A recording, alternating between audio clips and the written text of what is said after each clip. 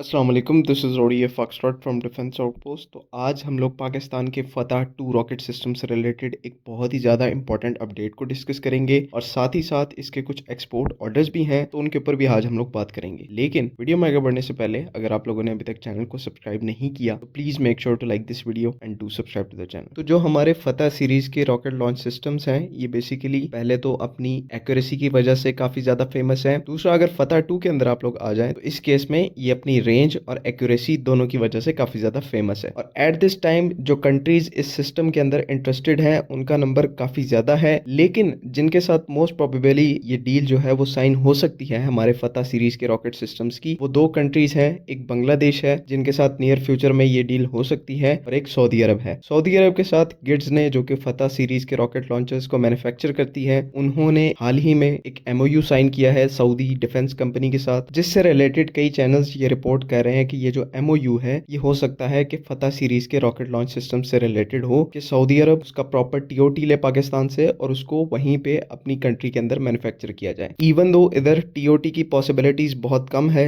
क्योंकि ये जो टेक्नोलॉजी है ये काफी ज्यादा सेंसिटिव और नीश टेक्नोलॉजी है, और इसमें काफी कम चांसेस हैं कि पाकिस्तान किसी भी कंट्री को इसका प्रॉपर टीओटी प्रोवाइड करे। हो सकता है यहाँ पर लोकल असेंबलिंग का जो ऑप्शन है वो सऊदी अरब को दिया जाए। इससे ज्यादा किसी किस्म की भी टेक्नोलॉजी शेयरिंग जो है वो इसके चांसेस काफी ज्यादा कम है, बिकॉज इसके ऑब्वियस रीजंस हैं। सबको पता है कि एक तो टेक्नोलॉजिकल कंसर्न्स काफी ज्यादा हैं, बेशक वो हमारे एक ब्रदरली मुस्लिम कंट्री हैं, लेकिन टेक्नोलॉजी को लेकर जो कंसर्न्स हैं पाकिस्तान के, वो अपनी जगह रहेंगे। अब जो है हम लोग वीडियो के मेन टॉपिक की तरफ आ जाते हैं कि क्या पाकिस्तान इस टाइम पर फतह 2 के अगले वेरिएंट के ऊपर काम कर रहा है, या ऐसा कुछ पाइपलाइन के अंदर है भी या नहीं। तो बिल्कुल ऐसा ही है। गिट्स के जो ऑफिशियल्स हैं उन्होंने आइडियाज 2024 के दौरान एक कॉन्वर्जेशन के अंदर इस चीज को कंफर्म किया था कि पाकिस्तान जो है फतह 2 के नेक्स्ट वेरिएंट मतलब कि फतह 3 और फतह 4 के ऊपर एक्टिवली काम कर रहा है, जिसमें फतह 3 की जो रेंज है वो 450 किलोमीटर की होगी, यानी कि फतह 2 से 50 किलोमीटर ज्यादा। फतह 4 की जो रेंज होगी वो डायरेक्टली 700 किलोमीटर होगी, मतलब कि 300 किलोमीटर का यहाँ पर जंप देखने को मिल रहा है फतह 2 के कंपैरिजन में। साथ ही साथ जितने भी आने वाले वेरिएंट्स हैं उनके अंदर इसके जो सब सिस्टम्स हैं, इलेक्ट्रॉनिक्स है, एवियोनिक्स है, ऑनबोर्ड नेविगेशन सिस्टम्स हैं, इन सब को बहुत ज्यादा अपग्रेड किया जाएगा। और आने वाली वेरिएंट्स के अंदर इसके जो मिसाइल्स होंगे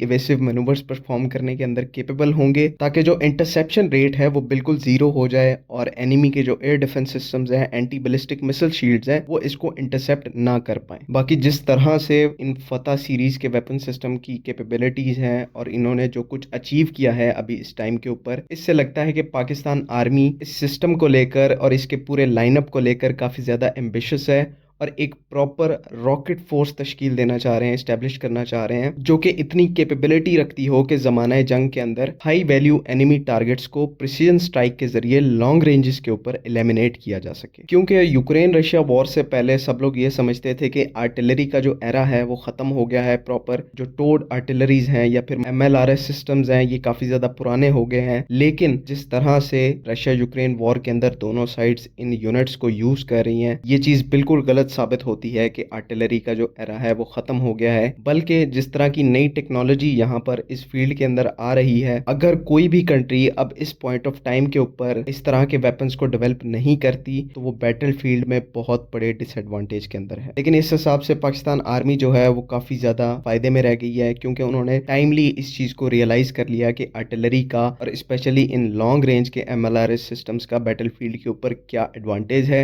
और इसी चीज को रियलाइज करने के बाद इस फतह रॉकेट सिस्टम जैसे केपेबल सिस्टम जो हैं वो पाकिस्तान ने डेवलप करना स्टार्ट किए, और आज अल्हम्दुलिल्लाह हम लोग ऐसी स्टेज के ऊपर पहुंच चुके हैं, ऐसी टेक्नोलॉजीज हमने डेवलप कर ली हैं कि हम लोग इस टाइम के ऊपर वर्ल्ड के बेस्ट लॉन्ग रेंज के MLRS सिस्टम्स को अपने ही मुल्क के अंदर मैन्युफैक्चर कर रहे हैं। आज के लिए बस इतना ही। आई होप कि आप लोगों को वीडियो में की गई बातें जो हैं वो समझ में आ गई हैं, लेकिन अगर इसमें फिर भी कोई कंफ्यूजन है तो काइंडली कॉमेंट्स में आप जरूर पूछें। बाकी अगली वीडियो तक के लिए अल्लाह हाफिज। पाकिस्तान जिंदाबाद।